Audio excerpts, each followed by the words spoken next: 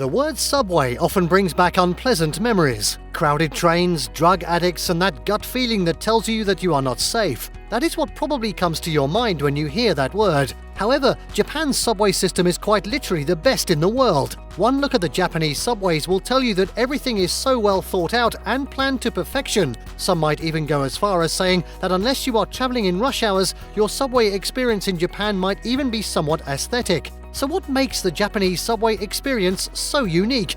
Let's find out in this video. The best thing about these subways is one of the simplest aspects out there: punctuality. No matter what happens, you will always find that the subways in Japan are on time. Opening Google Maps will not only tell you which subway you should take to get to your destination, but it will also tell you the number of seats that should be available. If the app told you that the train would arrive at, say, 1:33 p.m., that is exactly when it is going to arrive. It won't be 1:35 p.m. or 1:34 p.m. Despite that, if you manage to miss your train for some reason, the next one will be there in no more than 2 to 3 minutes. That may not sound as fascinating as it is, but allow me to help you get some more perspective on that. If you are from anywhere around the world, you probably won't mind your train getting delayed by as many as 5 minutes. Some people might not even consider 5 minutes as a delay. However, in Japan, if your train ends up getting delayed for as little as 5 minutes, the staff at the train station will instantly issue you a certificate. That certificate will be proof that the reason you got late was not in your hands. Hand that certificate to your employer and you will not have to explain your late arrival.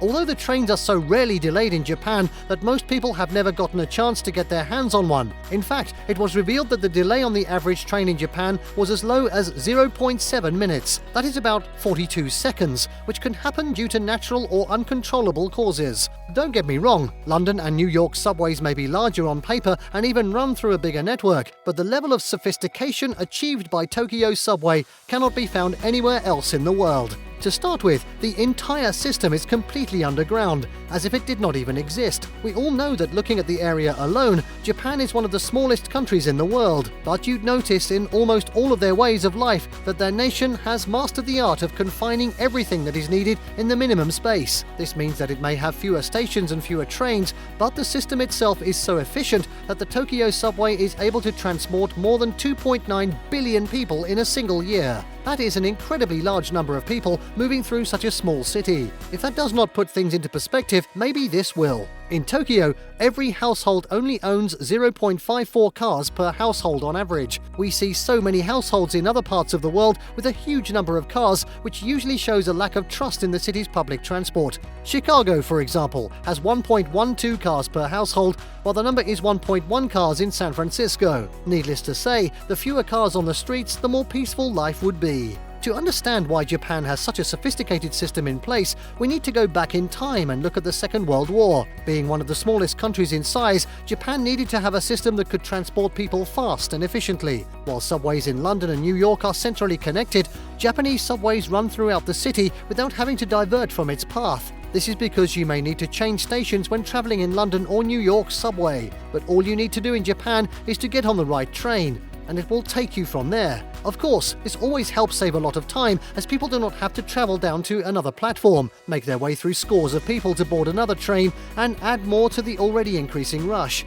Apart from that, there are the little things that count. For starters, the attitude and behavior of the locals that reside on those trains matters a lot. People that you come across in Japan will be so disciplined and well-mannered that half of your problems will begin to vanish from that very point. Everyone will respect the rules laid out, including confining to their designated places and just being as disciplined as possible. In fact, in Tokyo's trains, there are labels on the ground that show you where you should line up, and the locals follow these guidelines religiously. The result? A hassle-free ride to your destination, which some might even call pleasant. The labels on the ground will not just tell you where you need to queue up, they will also help guide you to your destination. For instance, if you were heading to the airport, you would actually be able to see that on the floor quite clearly. The signs are present in Japanese and English, allowing the maximum number of people who travel there to read everything with ease. In most countries, there is a flat fee for the ride on the subway. Now, this can become annoying if you're looking to take a short trip. Similarly, this can cause huge debt problems for the government that has to pay a lot of money from its pocket to keep the subways running. This is typically a problem in South Asia and other developing countries. What they do in Japan is that they charge based on the distance you travel. The fee is paid by swiping a refillable card, and the fee itself is quite nominal. In each subway, there are spots that are specially designated for women only. These become typically useful in the morning seen during rush hours. One reason that would make any woman think twice before riding a subway is the fear of getting harassed. There is always a chance that some creep will take advantage of the rush. To prevent that,